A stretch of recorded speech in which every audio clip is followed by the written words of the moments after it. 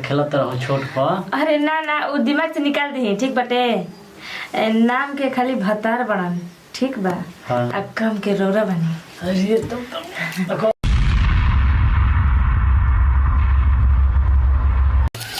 का करी कितना शौक से एगो दियादिन उतारनी वहाँ के खाली घर में रहत ये जनाते नहीं थे। सोचने कि उतार दे तो तनी हाथ उत पटाई हमके आराम मिले। बाकी वो खाली घर में सुता रहते मर्द लेके अब जनाते नहीं थे।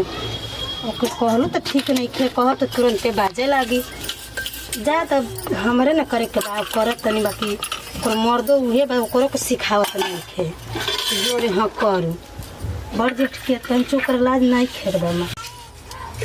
बाबूजी कह के बोनी है कि आज ये तनी तोरिया और ये ले जाए कटिया के दिन बा तंचो जनाते नहीं खाना टाइम से खाना बनावती ना कुछ करतिया आव तनी काम करके तई खाना बनावा माजो धो हम जनाते नहीं खे कि वो का करी का ना भले चलियो जी तब आदमी बना के खाए तो बनते रहे तो काट पीट के आव तो बनाइबो कर बना के देबो कर रानी हो गई बिया चाना काटे के बाद जनाते नहीं कब खाना बनाई का करी बना दे सकराए तो लेके जइबो करती तनी बाबूजी के ना इतना घाम भइल बाटे भूख प्यास लागल होई जनाता ना एक मन में बना अलग होके तो सोचत रह बाबूजी यहीं बार तो कहबो कर कि का करी एगो में रही कि अलग रही जना बताई रहुए हम कामो करी आ घरों आके बनाई खियाई चलो जाके देखत है कि का करत या का नहीं करी तो ठीक है बना कर तब ओहन होई ओकर मने बात रही जात ही देखे हम का बताई में एकदम मन उजा जाता।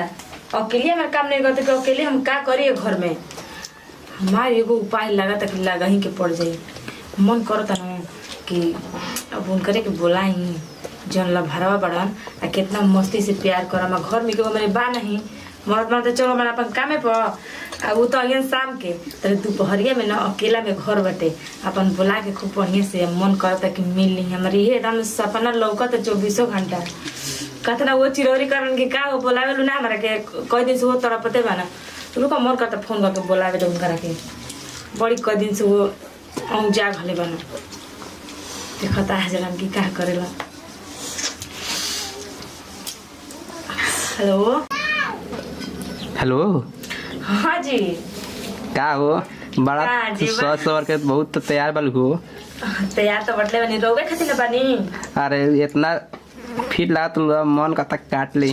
अरे ताने जी हमरो मन करता ना कि जिभिया काट ली जो निकाला त लाल का जिभिया आई दादा तो पान खइले बनी लाल लाल मुंह कले ले एकदम निमन लागत। अरे हम इतना दिन तक पलुआ गए बनी मन करता ना कि टांग ली।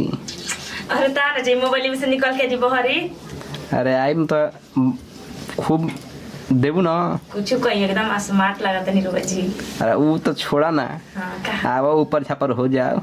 अरे ऊपर छापर मोबाइल पे करम के हमारी जरिया इन तो करम तो आज का छुए देखिए कैमरा खोला तनी पीछे का जाते देखिए घर में क्यों नहीं है ठीक बा क्यों नहीं ना और ना हो हां जाई तैयार बालू हां हां जी तैयार बनी क्यों नहीं का तो मैं डर का बाटे। अरे मन करता का अरे एकदम जानता नहीं जब याद पड़ता कि नहीं सब तो मनवा एकदम पानी पानी हो जाता। ठीक बा वो तनी आई तब जल्दी ठीक बा ठीक चलो ठीक बा बुलौले बानी तो जाके मिल उल ले ये मघारावा तो हो ही लागता हो। चलो ठीक बा के बा हो के बा ये क्यों बोला तो था ये नहीं है के हजी धीरे से आई ना रहो तो एकदम चिल्ला के सबके जना दे हम आइए तो कोई नहीं हो जानते नहीं ये जो बैठल हम बोलत ना नीला तरीका है कि अगल बगल सुन ले आदमी तो का कही कि कौन तक घर में आइल बटे ये सब हम होता को के नहीं हां कि हो आवे जी इधर बड़ा सुखराइल जाता नहीं जी हम कोने के देख ले ना तो ना बोलावले बालो तोहरो बनाए आवाज तो हमके तो धक पिटाई दे ऐसे न कहनी हां कि केहू देख ली ऐसे ना बोलत ये जो बैठ रही ना बोलत डर नहीं ऐसे हम बोलो के नहीं हां सुनी ना बोला ना हम तो कहते नहीं ना कि अब प्यार मोहब्बत खूब जम के कॉल ले काहे कि अब ढेर दिन पे बड़ा भेंट हुई बाटे। हां तो चलो ठीक है तब कॉल ले आइए कतने की कुछ खा ली बनैले बनी आइटम बनैले बनी कोई रंग के खाना खाओ गए नहीं हां फोनवा कइलो ना हां तो खाने खाता रहनी हां। अरे राम राम हम जाना तो नहीं के खा के आइल बनी तो कहते नहीं कि चलो तो प्यार मोहब्बत कर ले। चलो तब दाल भात रोज का सिगरे संजोग के। अरे ना उधर ना कहल जाला, दाल भात रोज के खिचड़ी संजोग के। चलो तब जल्दी तब रेडी हो हमारे एकदम मनोर जगत खबर करते नहीं एकदम धोली। हाँ तो चलो छिल के बेटा बे बेटा चलो तो कहीं भुइया बा ना बेटे ठीक रही काहे कि रोज तब मुर्दे मजा लेते लेकिन ये बार रोग ले ठीक है चल चल चल जा तो केतना रास्ता टंच के ले मत करता कि धारा के धरे के तब मन करते बटे लेकिन रोवा इतना दिन से भुला काहे गलो नहीं हमरा के। हम भुलाई रहने कि तू भुलाई रहलो ऐसे ही कौन जी रोवा से शुरू से एकदम दिल से एकदम सच्चा प्यार कइले हम। गौवा पर रहलू तो हौ मैं खेला खेलत रहलू। कौन खेले खेलत रहनी जी? उहे जवन पहले खेलत रहू छोट पर। अरे ना ना वो दिमाग से निकाल दी ठीक बटे, नाम के खाली भतार बनन ठीक बा। हाँ। अब काम के रोरा बनी। अरे तुम एकदम जान के यही से न तोहरा कहत रही लेकिन राम सोफा उफा लगा के एकदम तैयार कर यही से तोहरा के मना करत रहूं कि सदिया नत करो न तो।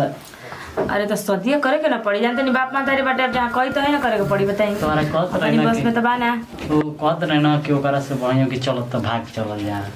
अरे बाप रे भागे के तो नामो मत ली, काम चलत ना ये दिक्कत नहीं के ना काम चलत बे काम में कहीं चलते ना तो का जरूरी बा भागा लगे कहीं यही तरह आइल बानी या कहीं भेटा गुनी जानते नहीं का भेले है सुनना बताओ तने कहीं भेटा गुनी तो कहीं आज हस्ता घर तो सुबह से मार मार के मुआती हसो। ई तो सही कहत नहीं, एगो आदमी घुस रहे घर में लोग बाही तोड़ दे रहन आ तब वो दूसर के से मिले बोल तो वो तोड़ दे रहन उहे तो बतिया कहत नहीं ना कि भागा जी ना जल्दी से मिल लिए ठीक बा चली ना चल आओ ना। अरे बाप रे कवाड़ी तो बंद करिए देले बनी।